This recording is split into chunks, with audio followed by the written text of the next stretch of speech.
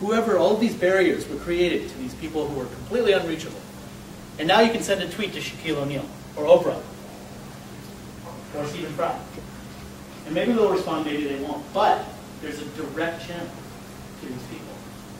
Huge, huge difference to what was ever possible before. Now people are starting to realize this from a customer service point of view as well. They realize that they can call the customer service line, wait on hold for 20 minutes, and maybe not get their problem solved.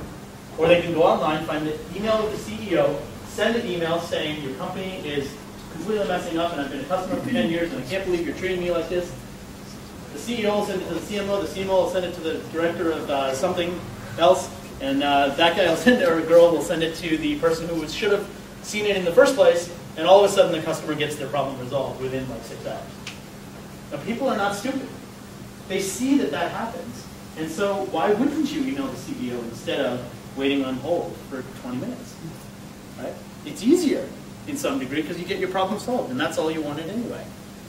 So it's self-service because people are accessible. The last point, number 7, is about the Obama campaign. And the reason why this is such an impactful example, as a brand marketer, as advertisers, and as marketers, we should appreciate this, is because we spend a lot of time, generally, talking about the sanctity of our logos and our marketing messages, right? That this is how we want our brand perception to be. This is how we want our logo used.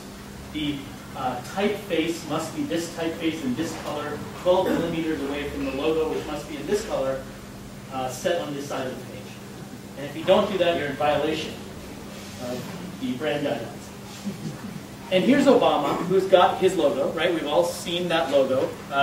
It sort of looks like actually I should say the Pepsi logo sort of looks like Obama's logo, right? It's sort of like that. And here are 6 or 7, I can't count, examples of real organizations and real niche groups that have created their own versions of the Obama logo. Over here, they've decided to make the environmentalist logo green, and the gay and lesbian one is rainbow color, and the rural one has a barn over it. Over here, they've decided to make them all green, but you still get the idea that they've taken control of it. Right? And the Obama brand hasn't said, don't do that, or you cannot use our logo, or you cannot modify it. You know where I got these banners from? The Obama website. That's where I got them from.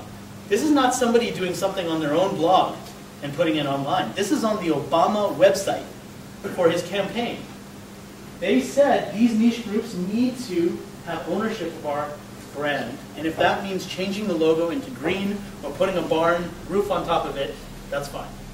Because the brand is not about the sanctity of the logo. The brand is about letting people take it and use it and flash it up and do something.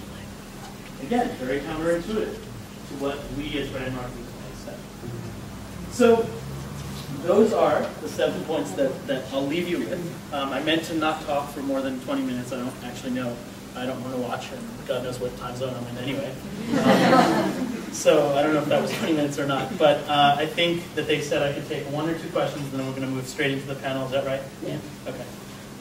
So if anybody has 1 or 2 quick questions, we can do that. Otherwise, we can go straight into the panel, and that'll be all about answering your questions as well. Yes?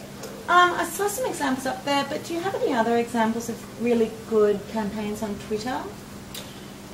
Really good campaigns on Twitter. I think there's been a lot of attention on a direct sales channel that Dell did to actually sell products, which I thought was really interesting. We've done some really good stuff around specific events for clients. So if you look at like there's a World Business Forum or the Lance Armstrong Cancer Summit, or some of these event-based issue campaigns where there's a lot of attention on something for a period of a week or a day or 2 days. There's been a huge potential for Twitter to unlock that and bring it to more people, because so much of the potential of that is real time. And so if you can get all these people to share that content real time, you can really get a lot more people engaged in something that usually is like a closed event. So even like tonight, for example, if people were tweeting about that and people elsewhere could engage with that, it's been really, really powerful.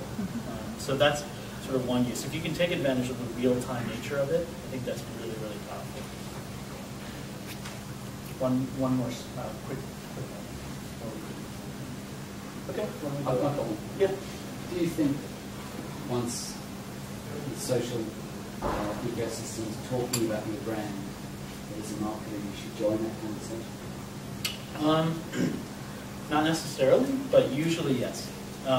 Sometimes it's sort of like if teenagers are having a great conversation and you've created an environment in your home where they can do that. They don't necessarily want you as a parent to be part of it, right? But they want to be okay with having their own conversations, right? So you can see that slide better. Can we turn the lights off over here too? So sometimes, yes, you do want to be part of that conversation. In particular, one of the things that I talk about a lot is that in social media, when people are publishing things online, they're publishing it because they want a response. Otherwise, they wouldn't publish it. So not responding to social media or becoming, as you say, part of the conversation is sort of like letting a phone ring and not answering it. Because it's not just about missing the call. If my phone was in my pocket and it was ringing and I missed the call, I wouldn't just miss the call. I would have all of you sitting there looking at me, thinking to yourself, why doesn't he answer that phone? We hear it ringing. We see it ringing. Why doesn't he answer it? And that's what social media is like. If you're not answering it, then all of these people online are saying, why isn't that brand saying something? Why aren't they doing anything? It's not private. It's public.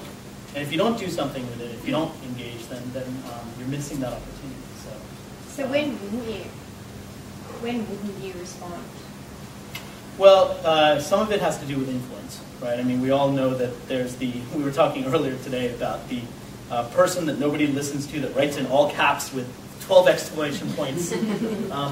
There are very real cases where somebody just is not influential and they're just yelling. And would you respond to somebody on the street who was just yelling that nobody was listening to? Probably not. And social media is no different than that. Just because they're on a blog doesn't mean they're automatically important. We just talked about how anybody could do it, right? So if anybody can do it, then not everybody's important or good at it. The trick is, how do you find out who's influential so that you know who to respond to and you don't miss those chances because you're just ignoring everything, which is where a lot of brands are right now. So I don't want to keep us too long. So that's fine.